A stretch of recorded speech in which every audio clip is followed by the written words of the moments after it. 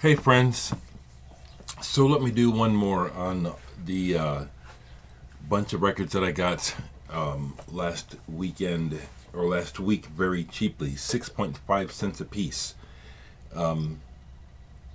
Yes, Cosmic Drifter, I did go back and the Jan Ackerman was there and found out the reason why was that there's a big gouge in it. But I already have the album. But it's Thursday already. Man, time flies. And it's been a busy week already. For you folks that are interested and are new to me, I'll put the links below the video, but I am an artist. A lot of my music is online, and leave the links. I still have vinyl for sale too. But let's see what I have here that I haven't shown. Just grab some stuff. I haven't played it. I've dropped the needle on everything, but I haven't played everything. But of the stuff that I've played, one that stands out is the Ian Anderson. I really like this a lot. What is it? Let me put my glasses on. Walk Into Light. Like this album a lot. Okay. Dave Liebman, sax player who played notably with Miles Davis for a time.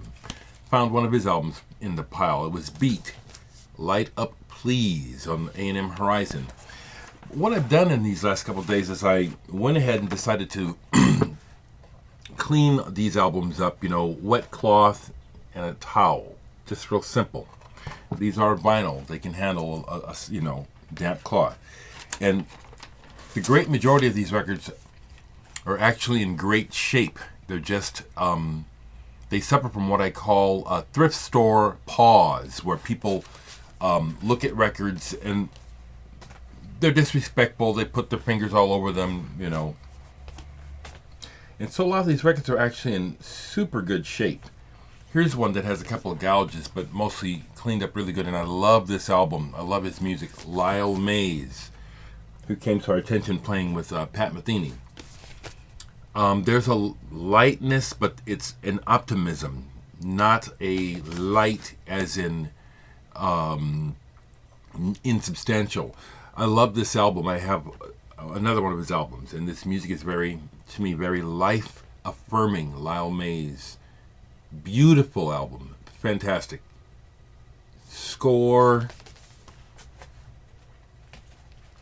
I got a Tim Weisberg album. I've never been much of a fan, and his material is just so-so. He can play, but it's interesting how, we're not all the same. People don't have the same sensibilities and the same values, and so whereas this man can really play his instrument, his choice of material and how he presents it has never captured my attention. It always seems kind of blah. Added another Switched on Bach album to my collection. Walter Carlos, Switched on number 2. Covers beat, but the album is in perfect shape. Here's one where Bob James is one of those jazz musicians who, in my opinion, made light jazz. I mean, he's a good player, but he made this music. He found a way to sell music and mined it like a gold mine. And I just, most of my life, haven't been having it because it, to me, seems like it's commercial and it's too planned. An artist who fits into that is this guy named Mark Colby, sax player. I see his albums all the time over the years on Bob James's Tapan Z label. Matter of fact, I've always used the fact that the record is on the Tapan Z label as a warning, as a stay away. And this music is light. These people can play. Some of the arrangements are kind of interesting. For a background listen, it's not too bad. But it's what I said. It's a product. It's a product, and I like, I can handle a certain amount of product, but I still desperately hang on to the idea that life is real, and I want real art. I want real stuff. Don't treat me like a product, like a stereotype. That's, again, why I'm like I am. It's like, I didn't just accept the formatting for a black man in America. I'm a human being, okay? I want it all. Jimmy Spears, been gone for a while, died in a motorcycle accident. Singer-songwriter, you see his records, again, in the thrift stores all the time. His first album, I Love You, they had a copy there. I've had so many copies, I just left it. This is the second album, and I like his first one best. This one, it's like he's searching to me for an audience, and there's this island kind of feel that I don't like. Don't like it. Here's another one of those Mark Colby albums I was telling you about. You know, it's like I had been leaving them, and the last time I just grabbed them, you know, and they're okay, okay? But let me find one before I'm done here that's really good. Okay. Here's an album, full disclosure. Music and what it means to us depends a lot on set and setting, not and who you heard it through, not just whether or not it's any good. So consequently, there are singer-songwriters of all ethnic backgrounds that I like and a lot that I don't. And a lot of it has to do with how I hear the music and who I hear it through. So here, Michael Johnson, There Is a Breeze, is a singer-songwriter who was introduced to me through a friend who I love and respect to this day, and a very good musician. And he was really moved by this man's music, so I took the time to listen closely, and my friend was right. Now, I have 3 copies of this album now. The original on Atco, which is warped. Then I replaced it when it was reissued by EMI. So I have a real good copy. But this was in the 6.5 cent cheapies when it was reissued on Sanskrit. Cover's beat, but the record's in great shape. Folks who like singer-songwriters, anything from Gordon Lightfoot through to Neil Young, I highly recommend this man. He went commercial, but this is back when the music meant a lot. And this album is very soulful and beautiful. Every song in here, Pilot Me, There Is a Breeze. He does Jacques Brel's Old Folks, best version I've ever heard. Jackson Browne's My Opening Farewell. I love Jackson Browne too, that's another one. So this is one that I got that I already had, but it's like now another version of it. And this is an album that I think is just one of the best albums in my collection. It's just wonderful, heartfelt, and beautifully played arrangements. Michael Johnson, There Is a Breeze. Real happy to add another copy to my collection. Let me see here. So when it comes to pop, Colorfield, this 12-inch single was sitting there. I wasn't going to buy it. Colorfield, the guy Terry Hall, who was in the Specials, started this band. But when I went ahead and grabbed it on the last batch and actually played it, I remember, oh, okay, this was a pop song I kind of liked, you know, Running Away, ha, ha, ha, you know, one of those things where it's catchy, but kind of cool. So that brought back some, you know, it was cool to hear that. A band called Smith with Gail McCormick on lead vocals. They had that one hit, Baby It's You. You always see these records once again. When a band has a hit, people buy the records, but they don't listen to them. And they just throw them away. This is a good album. Good rock. She's got a really powerful voice. Excuse me. Here's one where I would never buy a Daryl Hall album, but it was sealed, brand new. So I bought it. 3 Hearts in the Happy Ending Machine. Daryl Hall is a good musician, good singer, good writer. He's into that Philly soul thing, which I grew up with, but it's not what I'm looking for. So that's why what he does has just always kind of gone this way. It just doesn't really, you know, it's not what I'm looking for, but I grabbed it. Okay. Al Di Meola, you see a lot of his records. His first solo album is the one I like the best, Land of the Midnight Sun or something like this. This one is still pretty good, Elegant Gypsy. So I was glad to grab this.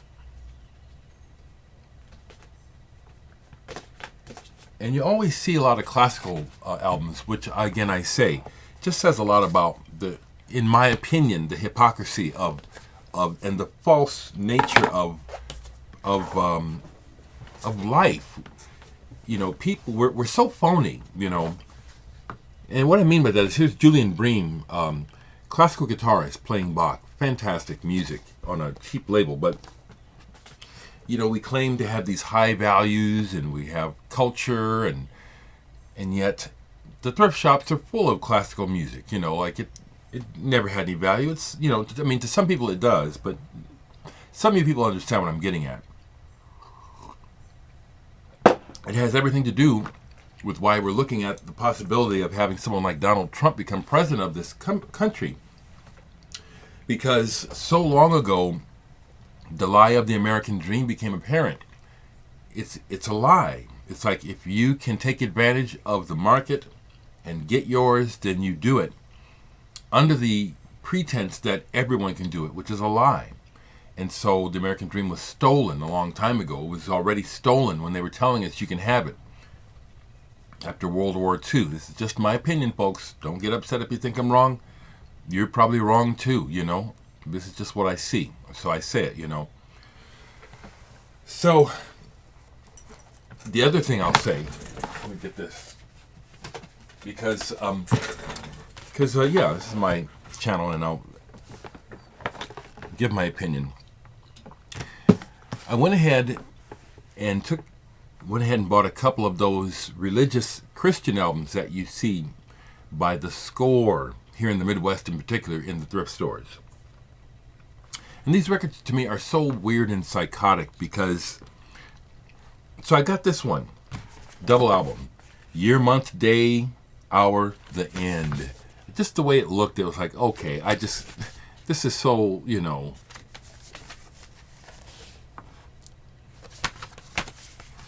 this is so ridiculous is the word I'm thinking, okay? It's 2 albums devoted to a sermon. And these records have just really, this is my opinion, so if you get upset, I don't care, because I'm one of the people who's been victimized by this garbage, okay? By people interpreting the Bible any damn way they want to, and then basically victimizing weaker people looking for directions. I almost became a priest, and so I went to monastery and I studied besides that, okay? So I've studied the Bible and other texts, and his whole slant here is a slant. It's completely manipulating what he wants. He takes what he wants and contextualizes it exactly the way he wants to give a particular message that is totally self-serving. This man probably heard a lot of lies. I bought another religious album because the cover is so cool. Maybe I can find it right quick. The music is just insanely bad.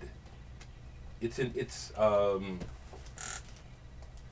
I can find it. I don't know if I can find it right quick.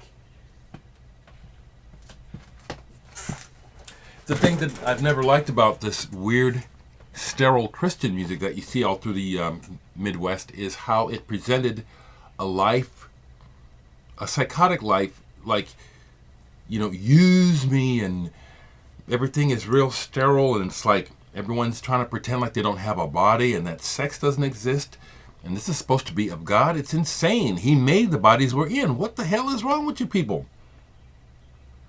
And it just goes to show that that stuff is way off track, because here in this so-called land of Christian good people, it is so racist and hateful.